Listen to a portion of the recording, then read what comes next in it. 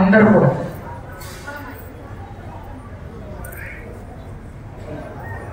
సుబ్రహ్మణ్య భగవానుకి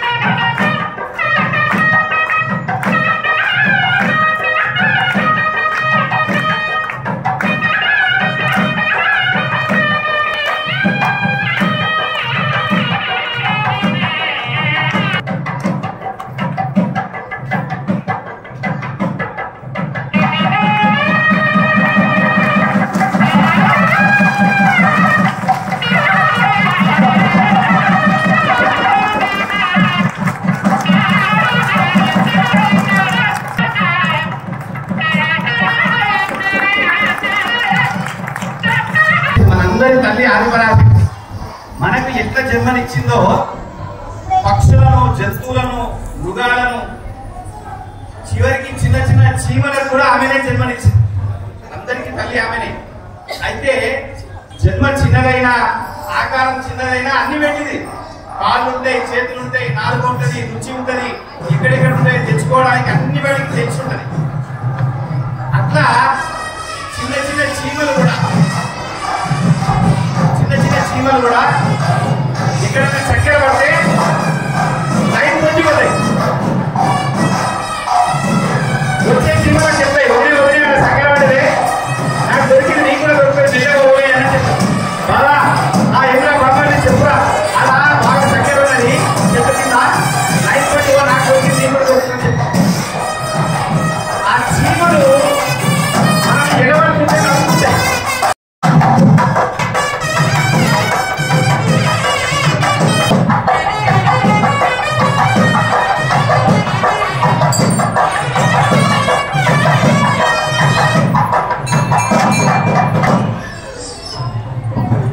స్వామివారిని దర్శనం చేసుకోవచ్చు. ఆకలి ఉన్న వాళ్ళకి నేను అనౌన్స్ చేస్తాను, తినడానికి వెళ్ళొచ్చు. భోజనం చేయాలనుకున్న వాళ్ళు భోజనం చేసి వచ్చి దర్శనం చేసుకోండి. నేను యాగశాల దగ్గర కూర్చొని ఉంటాను, ప్రసాదాన్ని తీసుకొని భోజనం చేసిన తర్వాత అయినా పర్వాలేదు నేను ఉంటాను, తొందర ఏం లేదు. మీరు తొందర పడకండి, ఇంకొకరికి ఇబ్బంది పెట్టండి. చక్కగా ఎంత బాగా కళ్యాణం జరిగిందో మీ సహకారంతో అంతే సహకారం ఇంకొక గంట సేపు ఇచ్చినారంటే చక్కగా కార్యక్రమం దిగ్విజయం అవుతుంది. అందరికీ కూడా పేరు పేరున విజ్ఞప్తి చేస్తున్నాం. మంగళహారతితో మన కార్యక్రమాన్ని నీరాజరిస్తూ కార్యక్రమాన్ని మనము సంపూర్ణం చేసుకుంటాం.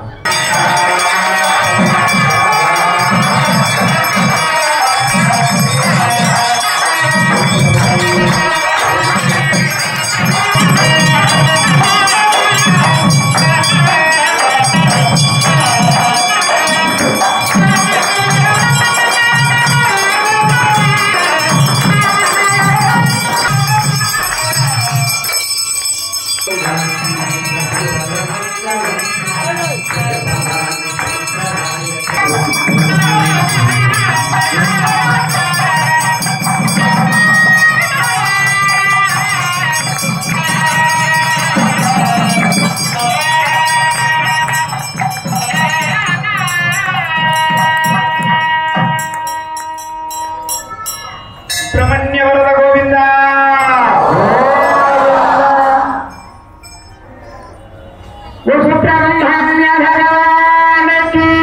బ్రహ్మణ్యం సుబ్రహ్మణ్యం షణ్ముఖనాథ సుబ్రహ్మణ్యం సుబ్రహ్మణ్యం షణ్ముఖనాథ సుబ్రహ్మణ్యం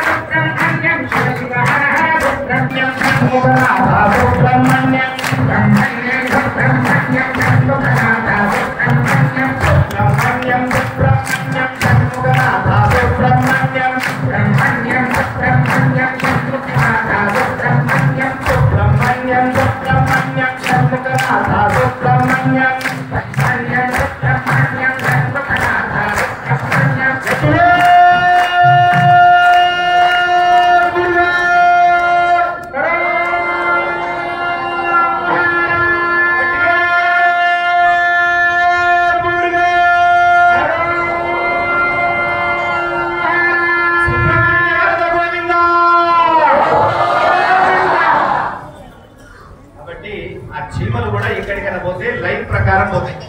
పోయి దానికి కావాల్సింది తెచ్చుకొని మళ్ళీ లైన్ ప్రకారం దాని గుంట్లోకి వస్తుంది. దాన్ని ఎక్కడ పడితే అక్కడ పోతుంది. ఒక దాని మీద ఏది ఇంపార్టెంట్, నెల రోజులు అవుతే ఫోన్లో చూసుకోవచ్చు సినిమా.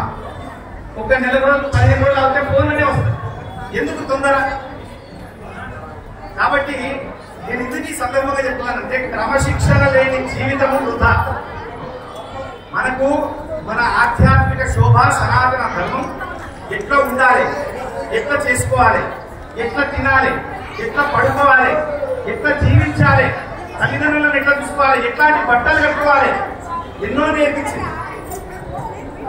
ఇక చిన్న ఉదాహరణ చెప్తా. కోవిడ్ టైంలో మనం ఏం చేస్తాం, ఒకరి చేయి ఒకరు తాకేది కాదు. తాకినమంటే మొత్తం ప్రేమీలతో ఎదుర్కోవాలి, శానిటైజర్ చేసుకోవాలి. ఏదో 4 ఏళ్ళు గుర్తు చేస్తున్నాం మీకు అందరికీ. అది ఎక్కడ పోలే, ఇక్కడనే ఉంది. కాకపోతే దాని బలం తగ్గింది. అది ఇక్కడనే ఉంది. ఎక్కడ పోయింది? కనబడితే కదా పోయిందని చెప్పడానికి. మన పూర్వీకులు ఎప్పుడో మనకు నమస్కారం నేర్పించింది. అంటే నమస్కారం పెట్టిన నా రోగాలు నా దగ్గరనే, నీ రోగాలు నీ దగ్గరనే. నా చెయ్యి నువ్వు కనపడు, నీ చెయ్యి నాకు కనపడు. అందుకే ఎందుకంటే ఎవరైనా కనపడితే రామ్ రామ్ భయ్యా, రామ్ రామ్ సీతారాం, రామ్ రామ్ పోయినాయి, అన్ని పోయినాయి. షేక్ హ్యాండ్ ఇస్తే hi, hello, how are you, how do you, అవి కూడా పోయినాయి. ఇప్పుడు సెల్ ఫోన్లలో అన్ని అబద్ధాలే. ఎక్కడున్నారో ఇన్నే రాంపట్టు నేను బెంగళూరు ఉన్నా కాక నువ్వేడున్నావు, అబద్ధం. నా ఫోన్ వచ్చినాక సర్వనాశనం అయిపోయింది అందరు.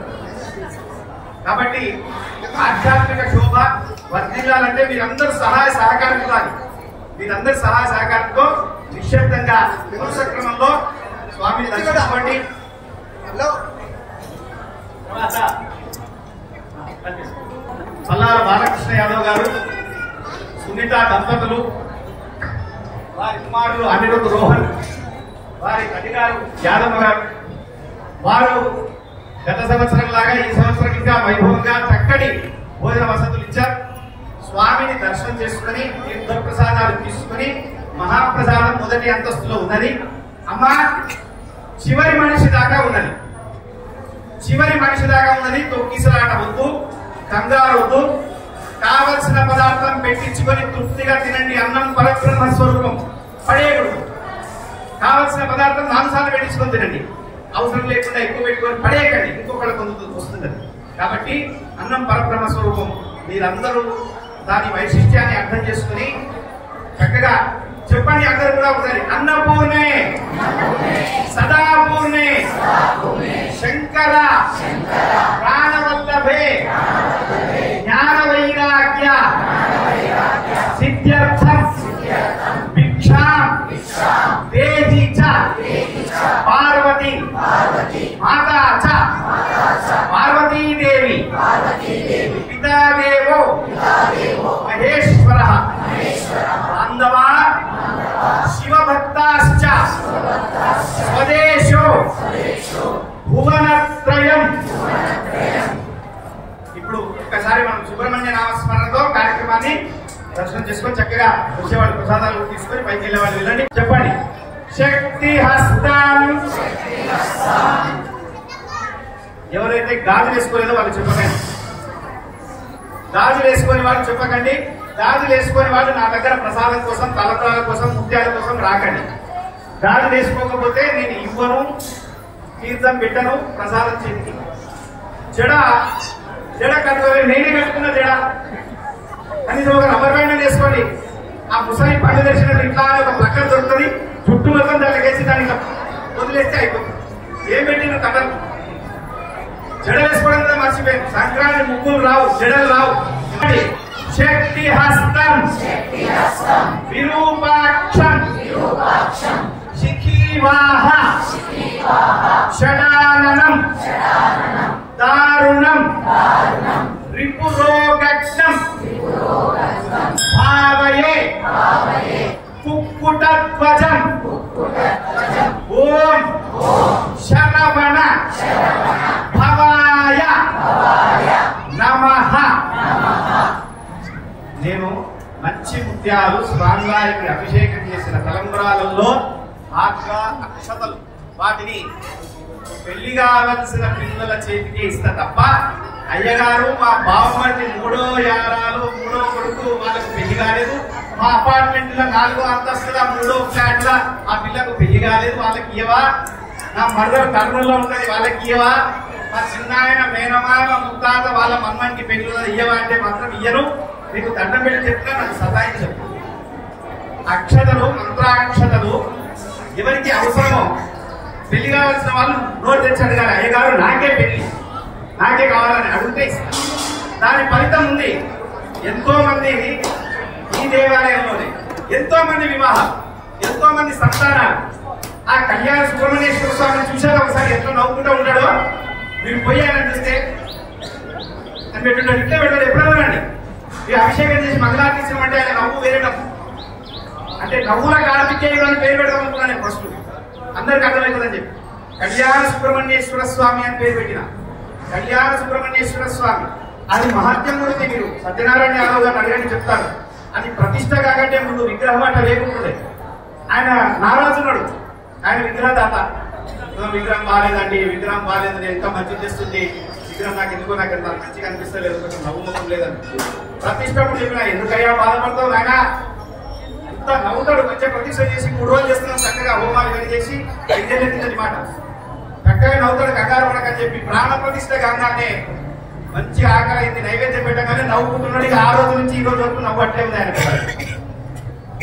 మీరు చూడండి, ఎవరైనా ఫోటోలు తీసుకున్నారు, ఫోటోలు తీసుకొని జూమ్ చేసుకొని చూసుకోండి, ఆయన నవ్వుతూనే ఉంటాడు. ఆయన చూస్తే మనం నవ్వుతాం. కాబట్టి అందరూ ఆ క్రమ పద్ధతి పాటిస్తారని ఆశిస్తూ